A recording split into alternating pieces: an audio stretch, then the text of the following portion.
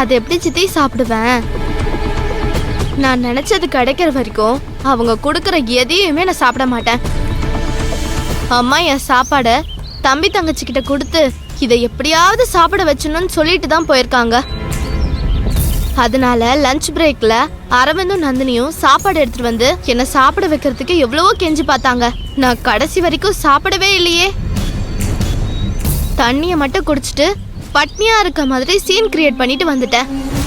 ஏய், என்ன சொல்ற? சாப்பிட்டேங்கிற சாப்பிடலங்கிற, எனக்கு ஒண்ணுமே புரியல. ஐயோ சித்தி, நான் சாப்பிட்டேன்னா அம்மா கொடுத்ததை மட்டும் தான் சாப்பிட்டுருக்கணுமா என்ன? வேற யாரும் சாப்பாடு கொடுத்துருக்க கூடாதா? வேற யார்தான் கொண்டு வந்து கொடுத்தா? என் ஃப்ரெண்டு வித்யா இருக்கால, அவளோட சாப்பாடு தான் நாங்க 2 பேரும் ஷேர் பண்ணி சாப்பிட்டோம். அப்படியா?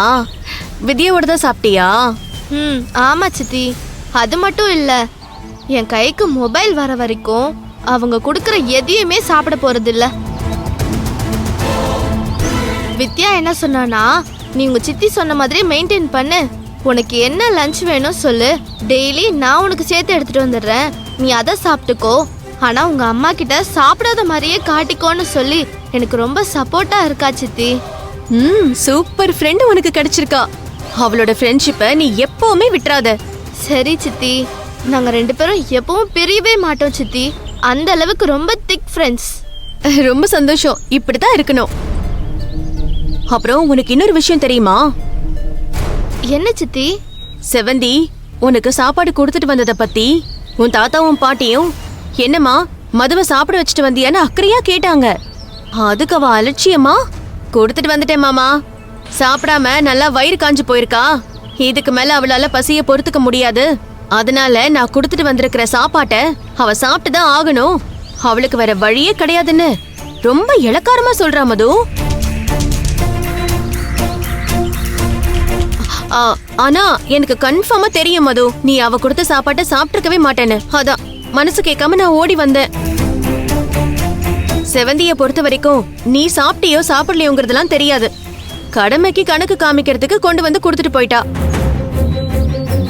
அவளை பொறுத்த வரைக்கும் ஊர் உலகம் அவளை தப்பா பேசக்கூடாது, அதுக்காக தான் அவ இப்படி எல்லாம் நடிச்சுக்கிட்டு இருக்கா.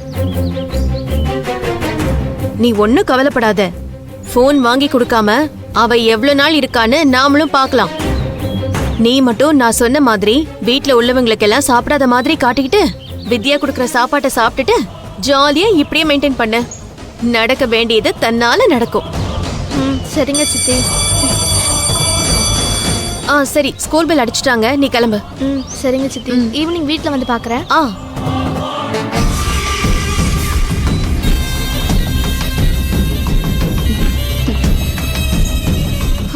அப்பாடா, நம்ம வந்த வேலை முடிஞ்சது. மது ஃபுல் ஃபார்ம்ல இருக்கா, இது போதும் நமக்கு.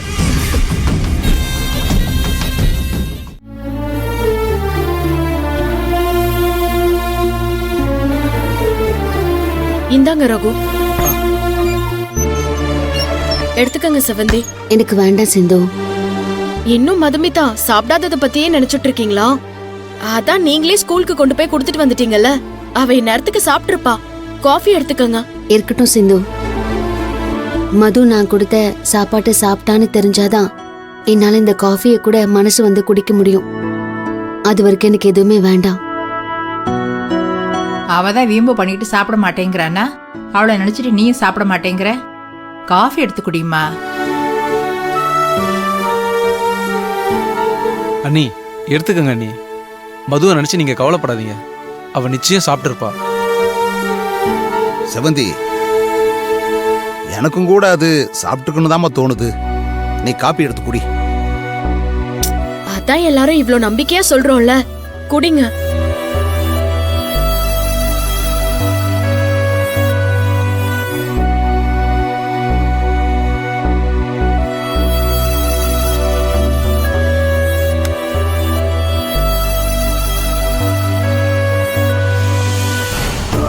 அப்படியே மது மேல பாசம் இருக்கிறவ மாதிரி எப்படி நடிக்கிறா பாரு.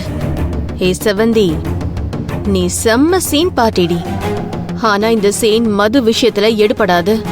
நான் அந்த அளவுக்கு அவளை பக்காவா டியூன் பண்ணி வச்சிருக்கேன். நீ கொடுத்த சாப்பாட்டை அவ தொட்டு கூட பார்க்கல, அந்த சாப்பாடு அப்படியே தான் வீட்டுக்கு வரும் பாரு.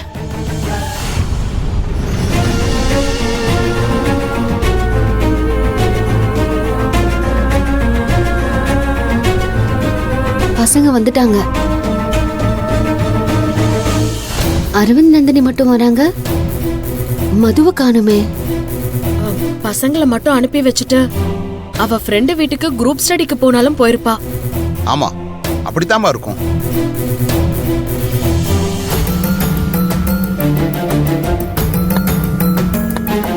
நந்து, மது எங்க? குரூப் ஸ்டடிக்கு போயிட்டாளா? இல்லம்மா, அக்கா வெளியில நின்னு அவங்க ஸ்கூல் ஃப்ரெண்டோட பேசிட்டு இருக்காங்க. அப்படியா? சரி, நான் ஸ்கூலுக்கு வந்து சாப்பாடு கொடுத்துட்டு வந்தனே, அக்கா சாப்பிட்டாளா? இல்லம்மா, நானும் நந்தினியும் அக்காவை சாப்பிட வைக்க எவ்வளவு ட்ரை பண்ணோம். நீங்க சாப்பிடுங்க, நான் சாப்பிட மாட்டேன்னு பிடிவாதமா சொல்லிட்டாங்க. அந்த சாப்பாடு கூட அப்படியேதாம்மா இருக்கு. இந்தாங்க.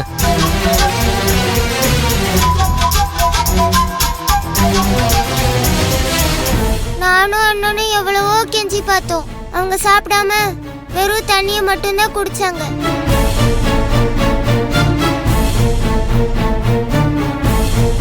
டேய் பசங்களா, உங்க அக்கா நீங்க பாக்குறப்ப தண்ணி மட்டும் குடிக்கிற மாதிரி காட்டிக்கன்னு நான் தான் சொல்லிருக்கேன்.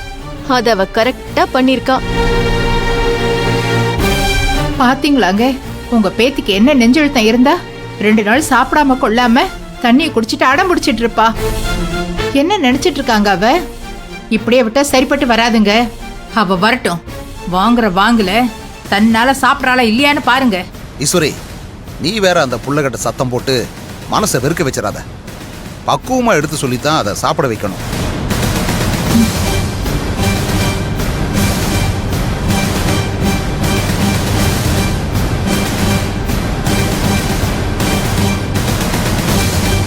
தோ மது வரா.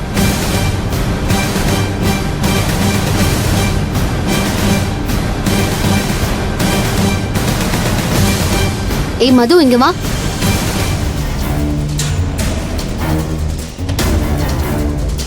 ஏய் மது. மது, கூப்பிடுறது காதல விழலையா? வா இங்க. நான் எதுக்காக வரணும்? உங்க முன்னாடி வரதுக்குலாம் எனக்கு விருப்பம் இல்ல. எவ்வளவு திமிரா பேசுறா பாத்தீங்களா? ஈஸ்வரி, நீ கொஞ்சம் அமைதியா இரு, நான் பேசிக்கிறேன். அம்மாடி, தாத்தா கிட்ட வாம்மா. என்னம்மா பார்த்துக்கிட்டு நிக்கிற? தாத்தா கிட்ட வாடா, வா.